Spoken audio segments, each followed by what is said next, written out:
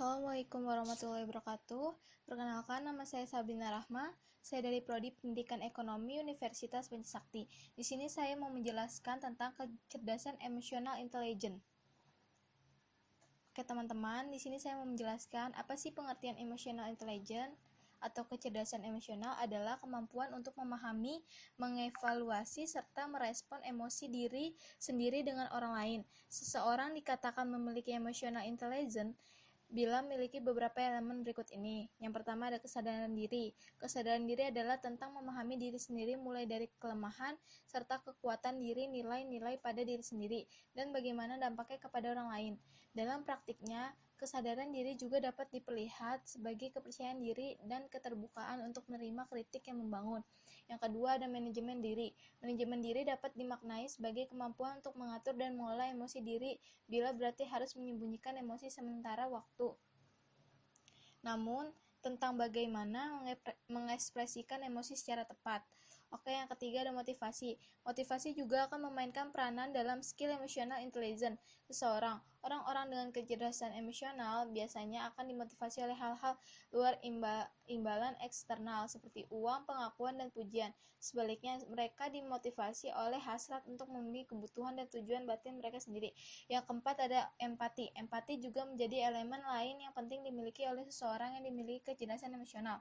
Empati di sini tidak hanya sebatas dimaknai sebagai kemampuan memahami perasaan orang lain, tapi juga melibatkan respon dan tindakan yang tepat dalam menanggapinya. Kelima ada kemampuan sosial. Orang yang memiliki kecerdasan emosional dapat membangun hubungan yang baik dengan orang lain dalam lingkungan profesional. Elemen ini dibutuhkan pada semua posisi, contohnya seorang manajer harus dapat membangun hubungan dan koneksi dengan karyawan, begitupun sebaliknya.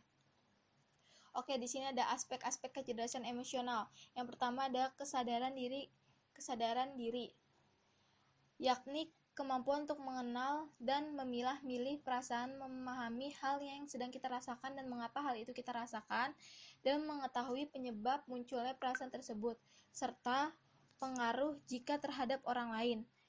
B. Pengaturan diri. Pengaturan diri ialah menangani emosi sedemikian rupa sehingga berdampak positif kepada pelaksanaan tugas, peka terhadap kata hati, dan sanggup menunda kenikmatan sebelum tercapainya satu gagasan maupun pulih kembali dari tekanan emosi.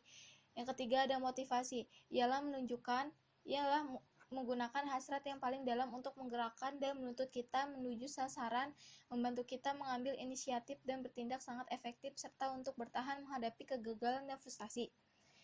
Ada empati, ialah merasakan yang dirasakan oleh orang lain, mampu memahami perspektif mereka, menumbuhkan hubungan saling percaya, dan menyelaraskan diri dengan bermacam-macam orang.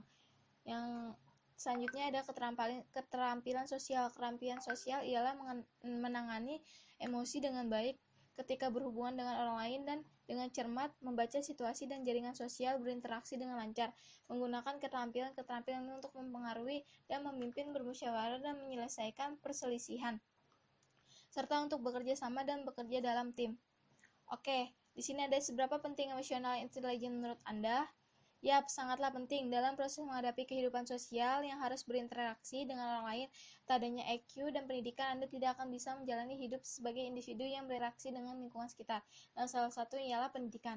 Pendidikan adalah salah satu usaha atau kegiatan yang dijalankan dengan sengaja, teratur, dan berencana, dengan maksud mengubah atau mengembangkan perilaku yang diinginkan. Sekolah sebagai lembaga formal merupakan sarana dalam rangka pencapaian tujuan pendidikan tersebut. Melalui sekolah, siswa belajar berbagai macam hal. Dalam pendidikan formal, belajar menunjukkan adanya perubahan yang sifat positif sehingga pada tahap akhir akan didapat keterampilan, kecakapan, dan pengetahuan baru.